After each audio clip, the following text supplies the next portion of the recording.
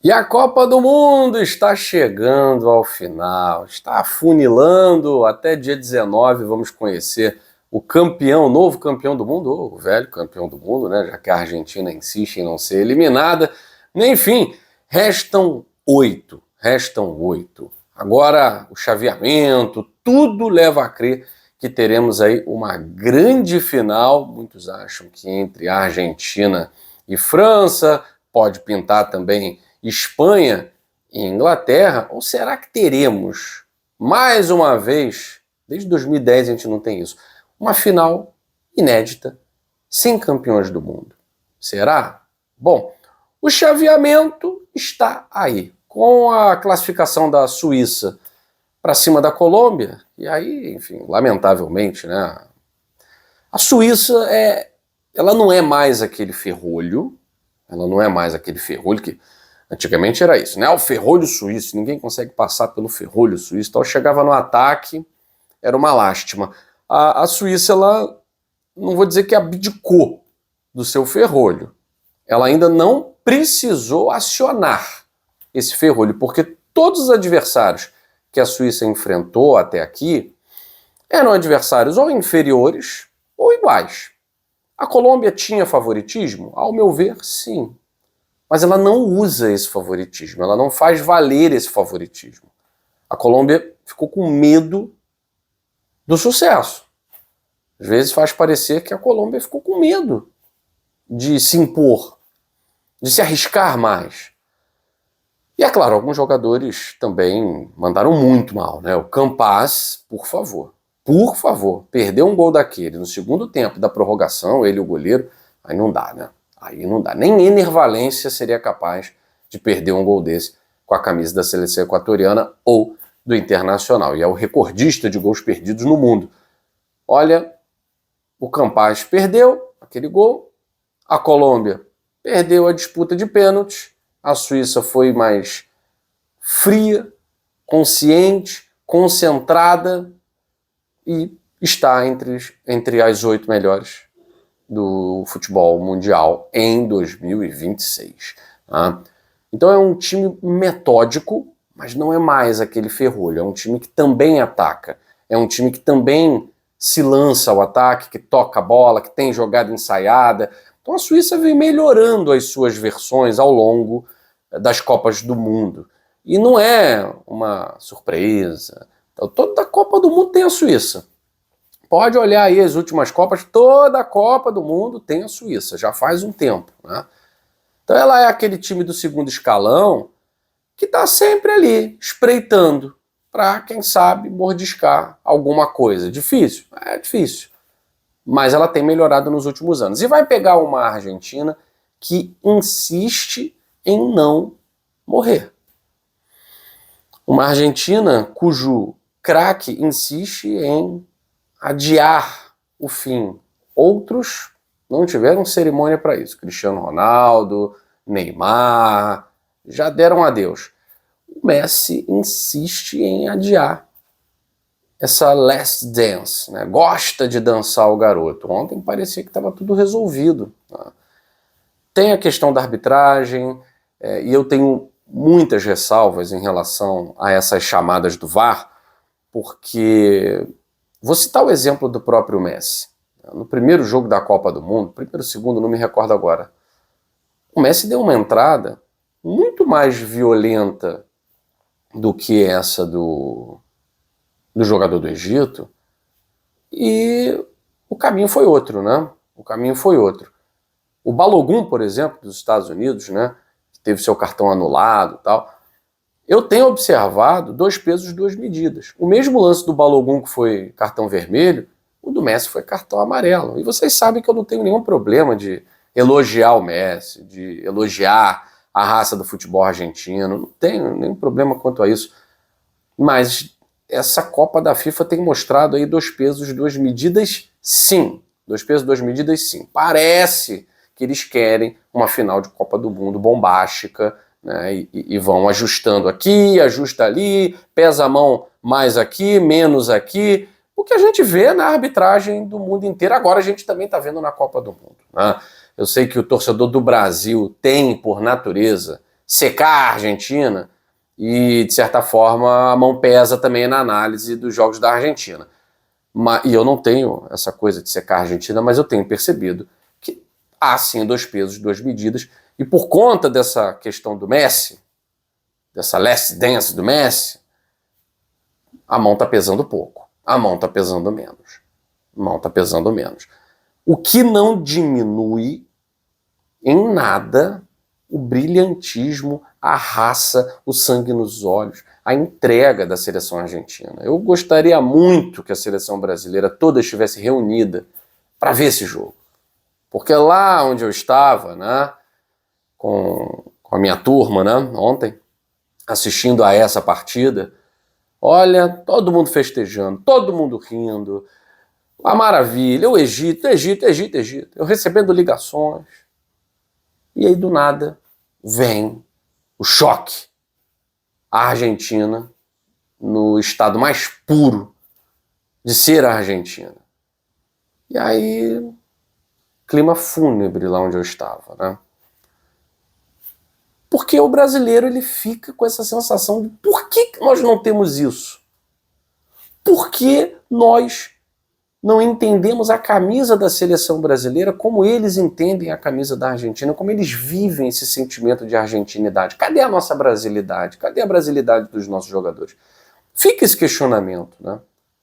Então esse Argentina e Suíça é uma mistura de 2 seleções que estarão em campo no próximo sábado, que têm valores completamente diferentes.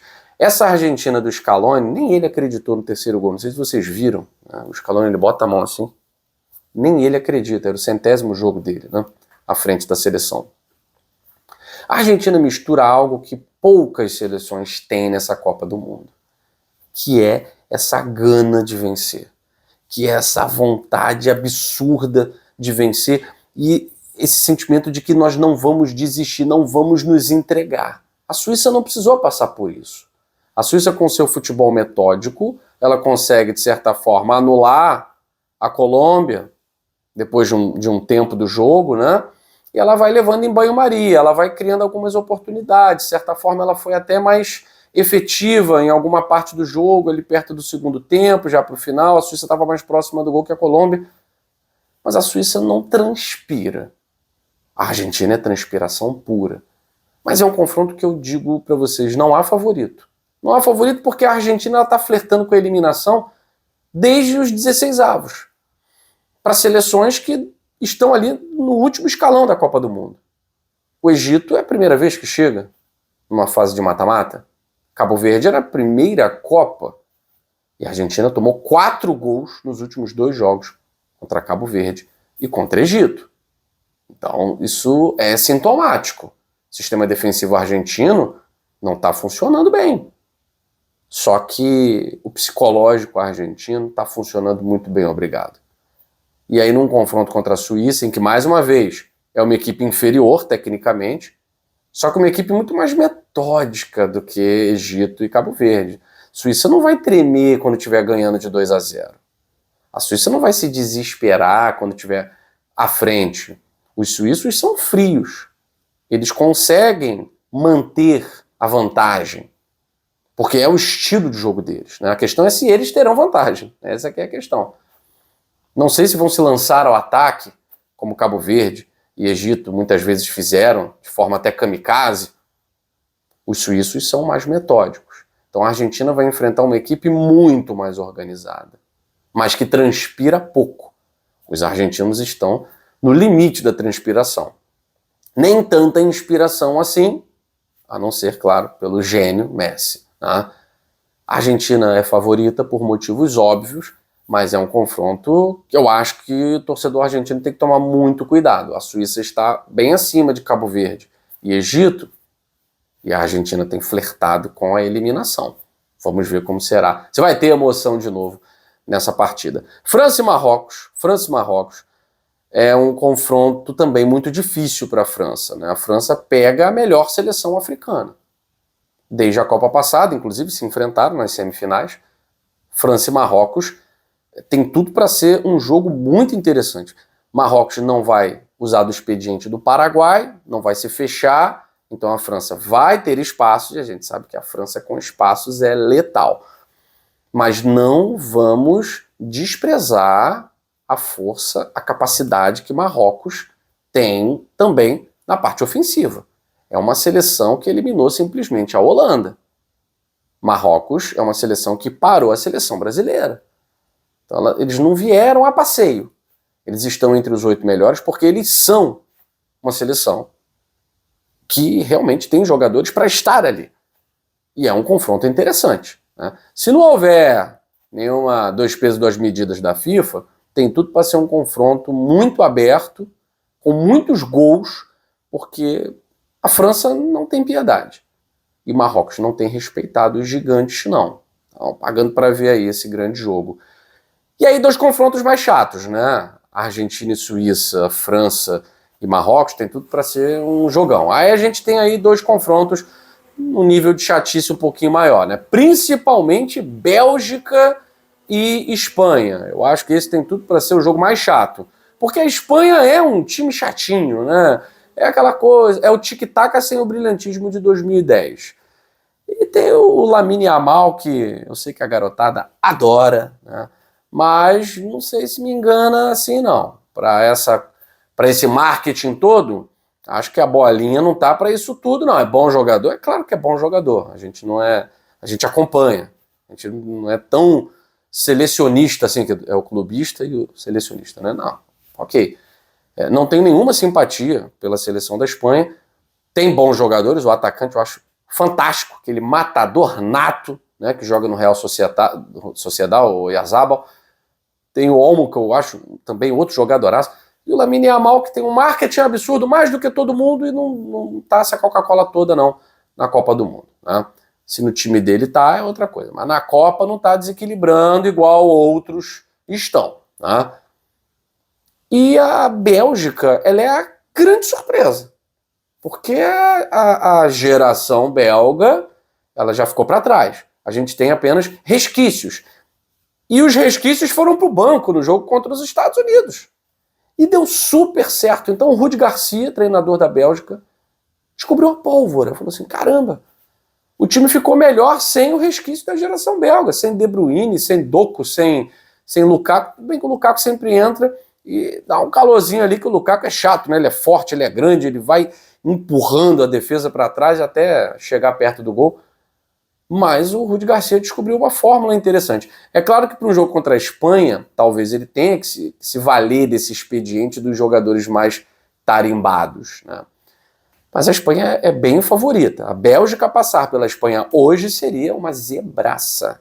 Talvez há 4 anos, há 8 anos, seria o óbvio. A geração de ouro, a geração belga e tal, seria o óbvio. Tanto que a Bélgica esteve entre os melhores em 2018, eliminando o Brasil, e esteve flertando com o fracasso na Copa seguinte. Então todo mundo achou... Flertando não, fracassou. Então todo mundo achou que já era. O negócio de Bélgica já foi, cara. Acabou.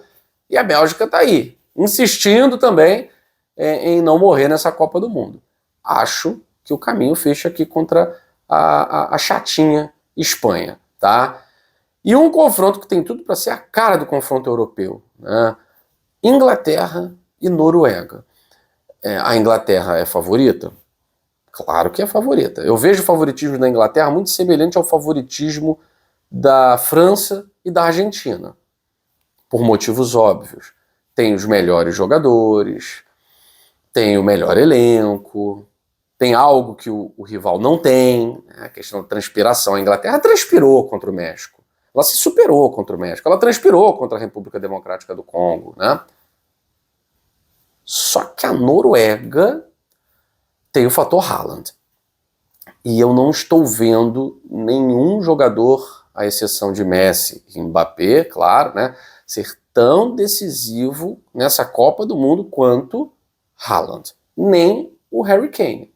Porque no último jogo foi o jogo do Bellingham, né? O Haaland pode mudar a história desse jogo. É claro que do outro lado tem também marcadores, jogadores que conhecem muito bem o Haaland do futebol inglês, né? Mas o norueguês tem tirado aí alguns coelhinhos da cartola, com aquela preguiça aparente, do nada ele vem e aparece como um cometa e gol, né? Então, Noruega pode aprontar? Se deixar a bola chegar no Haaland, e não é só pelo Odegaard, não. Há outros jogadores que têm tido muito brilhantismo, inclusive saindo do banco de reservas para mudar a história da Noruega nessa Copa do Mundo, tá? Então, Inglaterra e Noruega é um confronto também que levanta uma incógnita muito grande aí. Talvez das quartas de final, a Espanha tenha maior favoritismo para cima da Bélgica, tá? E em segundo lugar eu levantaria a Argentina com mais favoritismo para cima da Suíça. Só que numa situação de, abre o olho, né? A Espanha eu acho que está com um caminho pavimentado, não que esteja jogando um absurdo, mas é bem melhor do que o futebol belga nesse momento. Argentina e Suíça é um confronto equilibrado, mas a Argentina é favorita. Da mesma forma, França-Marrocos, França favorita, mas Marrocos vem querendo destruir e derrubar os gigantes. E Inglaterra e Noruega é um confronto para os ingleses ficarem de olho nesse cometa Haaland aí, que não está querendo passar uma vez a cada 100 anos, não. Está querendo passar todo o jogo. Enfim, quero saber a opinião de vocês. Quem são os favoritos? Para vocês, vai ter final França e Argentina? É isso mesmo? É o que todo mundo quer? Pelo menos é o que parece, né? Fico por aqui, até a próxima edição do Dois Toques, a Casa do Futebol.